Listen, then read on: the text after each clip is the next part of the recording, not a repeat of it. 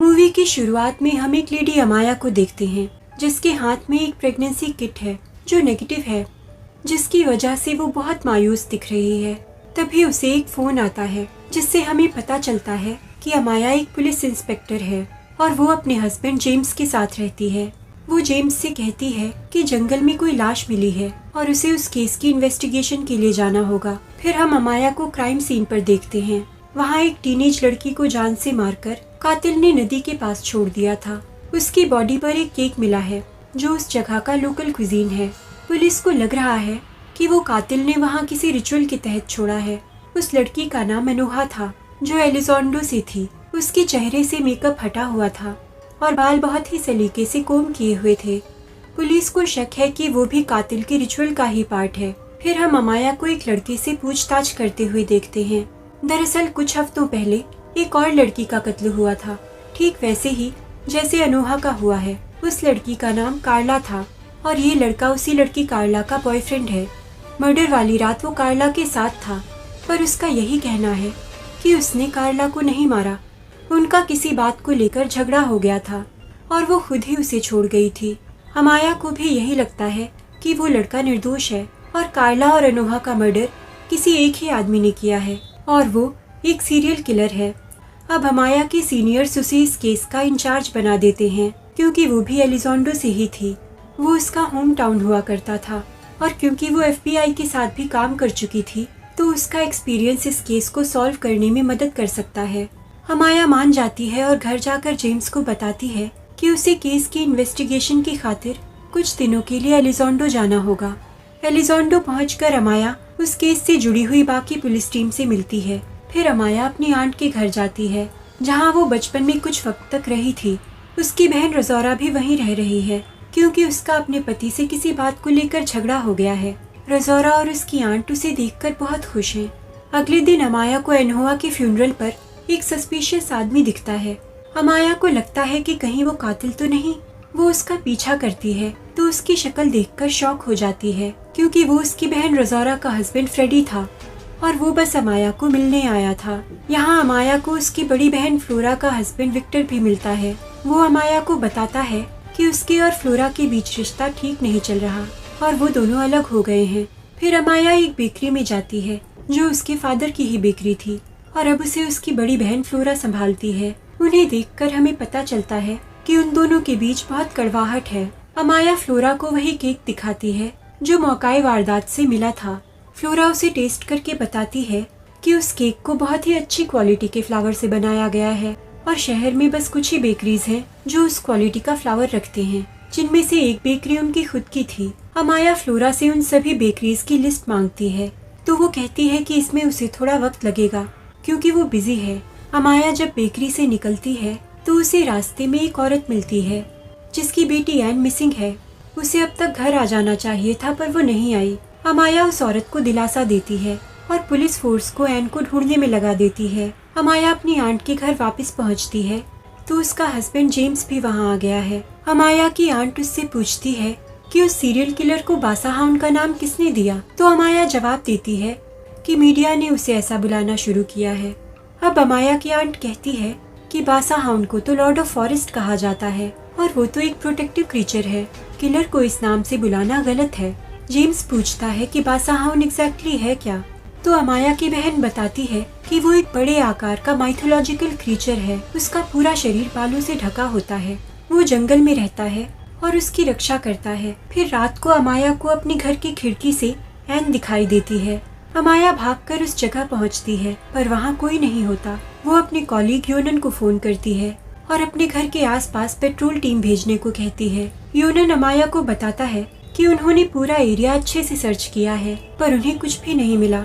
अमाया फिर भी उसे सर्च जारी रखने को कहती है। जब अमाया उस जगह से निकलती है तो फ्लोरा को उन्हीं के एक ऑफिसर मोंटेज के साथ देखती है जो उन्हीं के साथ इस केस पर काम कर रहा था। दूसरी ओर पुलिस को पेट्रोलिंग करते वक्त सड़क किनारे शूज का एक पैर मिलता है जो बहुत सलीके से रखा हुआ था, जैसे कोई जानबूझकर उन्हें इस तरह रख कर गया हो।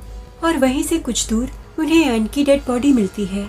एन की बॉडी भी उसी हालत में थी जैसे अनोहा की थी और उसकी बॉडी पर भी वैसे ही केक रखा हुआ था।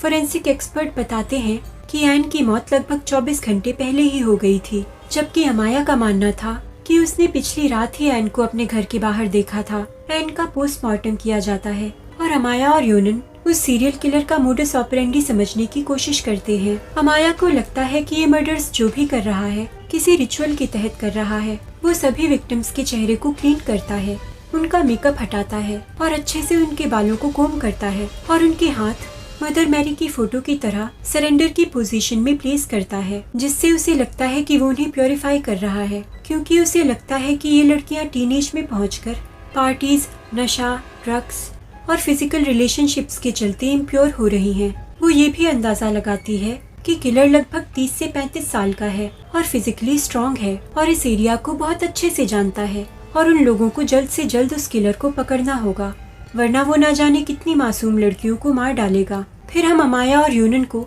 एन के क्लासमेट से पूछताछ करते हुए देखते हैं। वहाँ एन की एक क्लासमेट अमाया को बताती है कि उसका एक शादीशुदा आदमी के साथ अफेयर था, पर कोई उस आदमी का नाम नहीं जानता था। जब अमाया घर पहुँचती है तो उसकी आंट उसे अपने साथ हुआ एक इंसिडेंट बताती है कि जब वो करीब 16 साल की थी तो एक रात वो जंगल में खो गई थी।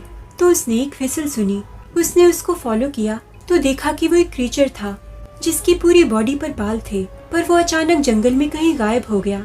वो बताती है कि वो बासा हाउंड था जिसने उस रात उसे रास्ता दिखाया था और अंधेरी गुफा में जाने से रोक लिया था। फिर हम देखते हैं कि अमाया को अपने ड्रॉर में बेकरी की चाबी मिलती है जो उसके फादर ने उसे बचपन में दी थी। अगले दिन अमाया और यूनन उस टाउन के पुराने केसेस की फाइल्स देखने जाते हैं जो इन मर्डर्स से मिलते जुलते थे। तो उन्हें एक 14 साल पुराना केस मिलता है जहां टेरेसा नाम की लड़की का मर्डर भी कुछ इसी तरह किया गया था और उस केस में भी किलर का कुछ पता नहीं चल पाया था।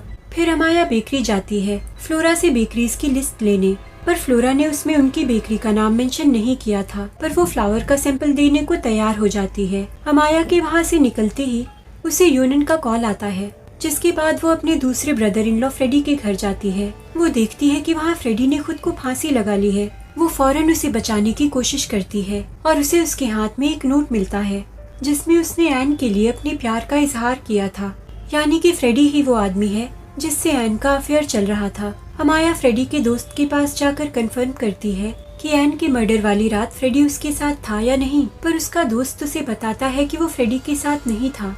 अमाया ये सारी इन्फॉर्मेशन अपने डिपार्टमेंट से छुपा लेती है। उधर यूनन अमाया से मिलता है क्योंकि उसने सीरियल किलर की कुछ कड़ियों को जोड़ लिया था। वो बताता है कि 14 साल पहले भी 7 मर्डर्स रिपोर्ट हुए थे जहां किलर का कुछ पता नहीं चल पाया था, और 14 साल पहले टेरेसा का केस उस किलर का पहला मर्डर था, पर उसके 7 साल बाद तक सेम इसी पैटर्न का कोई केस सामने नहीं आया। पर 1 साल पहले उसने फिर से ऐसे मर्डर्स करना शुरू किया और अब वो एक मिशन पर है किसी रिचुअल को पूरा करने के लिए।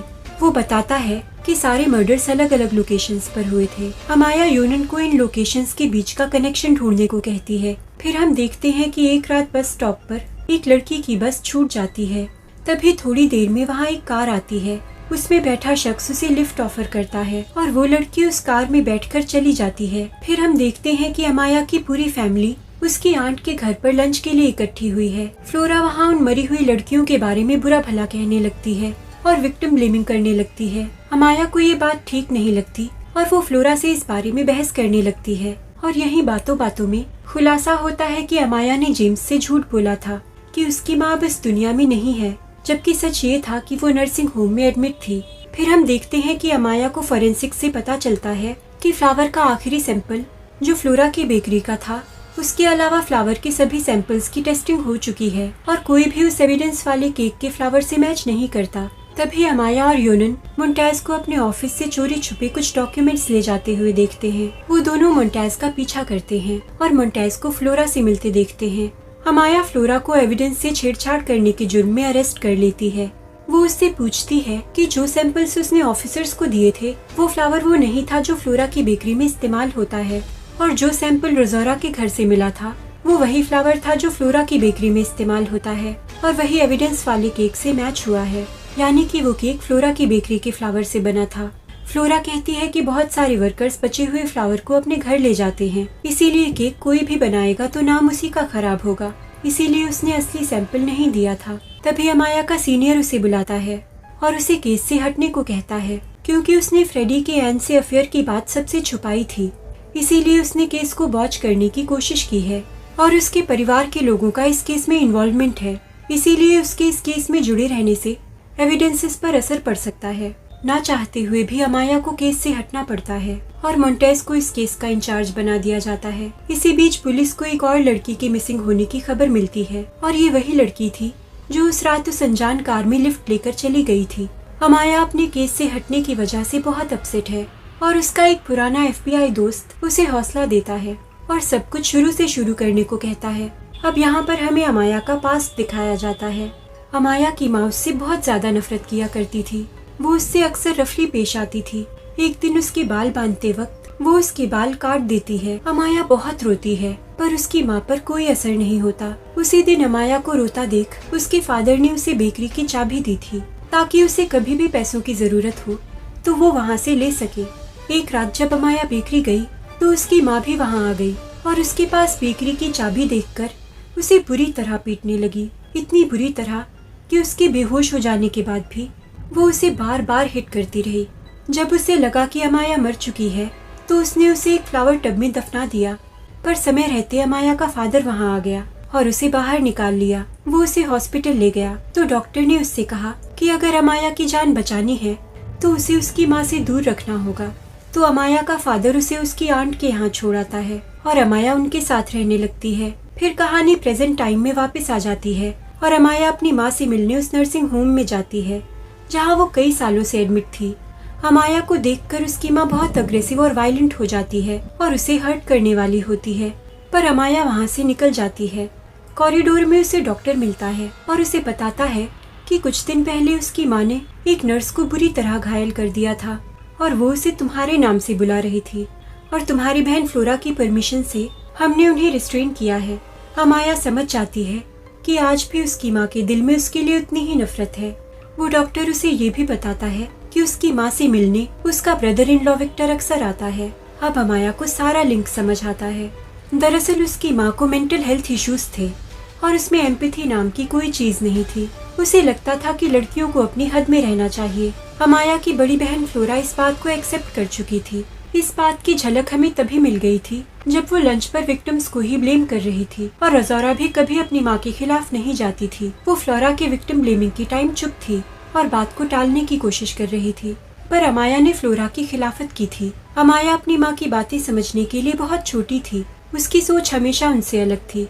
वो बस अपना बचपन हंसी खुशी अपने हिसाब से जीना चाहती थी और इसीलिए उसे अपनी माँ के गुस्से का शिकार होना पड़ा। पर अमाया एक स्ट्रॉन्ग और इंडिपेंडेंट नेचर की लड़की है। इतना ट्रॉमेटिक बचपन होने के बावजूद, मौत को ऑलमोस्ट गले लगाने के बावजूद उसने हार नहीं मानी। उसने जिंदगी में अपना मुकाम हासिल किया, अपनी मेहनत के दम पर पुलिस इंस्पेक्टर बनी और अलग शहर में अपनी नई दुनिया बसाई। क्योंकि उसका फादर उसे सपोर्ट करता था तो उसकी माँ उनके रिश्ते को भी गलत नजर से देखती थी। किलर की आइडियोलॉजी भी उसकी माँ जैसी थी और विक्टर उससे अक्सर मिलने आता था, यानी कि वो उससे इन्फ्लुएंस्ड था और वही ये सारे मर्डर्स कर रहा था। उधर योनन को भी पुराने न्यूज़पेपर कटिंग्स में मर्डर की लोकेशंस पर विक्टर की फोटोज दिख जाती हैं। अमाया योनन को फोन करती है और वो दोनों ये लेटेस्ट इन्फॉर्मेशन शेयर करते हैं। वो दोनों विक्टर को पकड़ने के लिए उसके घर की ओर निकल पड़ते हैं पर रास्ते में अमाया का एक्सीडेंट हो जाता है। योनन विक्टर के घर पहुंचता है पर विक्टर वहाँ नहीं होता। उधर हम देखते हैं कि अमाया एक्सीडेंट के बाद बेहोश पड़ी हुई है। तभी उसे एक व्हिसल की आवाज सुनाई देती है। वो आंखें खोलती है तो उसे जंगल की ओर अंधेरे में दूर एक साया दिखता है। अमाया उसका पीछा करते हुए उस जगह पहुंच जाती है जहां विक्टर ने उस लड़की को कैद किया हुआ था। अमाया उस लड़की की रस्सियां खोलती है। तभी विक्टर वहां आ जाता है और उस पर अटैक करने वाला होता है पर तभी फ्लोरा वहां आकर विक्टर को शूट कर देती है। वो दरअसल मोंटेज के साथ मिलकर उस केस पर ही काम कर रही थी क्योंकि उसे शक हो गया था कि विक्टर ही उसकी बेकरी से फ्लावर ले जाकर वो केक्स बना रहा है। फिर हम देखते हैं कि अमाया अपने सीनियर्स को रिपोर्ट दे रही होती है। वो बताती है कि विक्टर ने पहले कत्ल के बाद 8 और कत्ल किए। उसे लगता था कि वो उस एरिया से गंदगी और बुराई साफ कर रहा है क्योंकि वो लड़कियां ड्रग्स, पार्टीज और लड़कों के चक्कर में करप्ट हो रही थी और वो उन्हें शुद्ध कर रहा था। उसने इस काम को अपना मिशन बना लिया। फिर 8 साल पहले उसकी शादी फ्लोरा से हो गई और उसके अंदर का गुस्सा शांत हो गया। उसने अगले 7 सालों तक कोई कत्ल नहीं किया पर उनके अलग होने के बाद उसका रेज रिसरफेस हो गया और उसने वापस से कत्ल करना शुरू कर दिया। इस बार वो अपना मैसेज सब तक पहुंचाना चाहता था। वो चाहता था कि लाशें पुलिस को मिले, उनकी खबरें मीडिया में कवर हो। इसीलिए उसने हिंट के तौर पर एन के जूतों को उस तरह सड़क किनारे छोड़ा था। अमाया के सीनियर्स उसे केस सॉल्व करने की खुशी में कांग्रेचुलेट करते हैं। फिर हम देखते हैं कि अमाया अपनी आंट, जेम्स और रोज़ोरा के साथ होती है और वो इन सबको खुशखबरी देती है कि वो प्रेग्नेंट है। आखिरी सीन में अमाया खिड़की के बाहर झांक रही होती है और कैमरा पुल करके हमें वही जाइगेंटिक बालों वाला क्रीचर दिखाया जाता है जो जंगल के किनारे से शहर की ओर देख रहा है और फिर वो जंगल के अंदर चला जाता है और मूवी यहीं खत्म हो जाती है। ये क्रीचर बासाहाउन ही है जिसका जिक्र अमाया की आंट ने किया था और इसी की रेफरेंस में फिल्म का नाम रखा गया है। यही वो इनविजिबल गार्डियन है जो सबको प्रोटेक्ट करता है। उसने अमाया की आंट की जान तो बचाई ही थी, साथ ही उस एक्सीडेंट वाली रात उसने अमाया की भी जान बचाई थी। उसी की व्हिसिल की आवाज से अमाया की आंख खुली थी और उसे फॉलो करते हुए वो विक्टर तक पहुंची थी।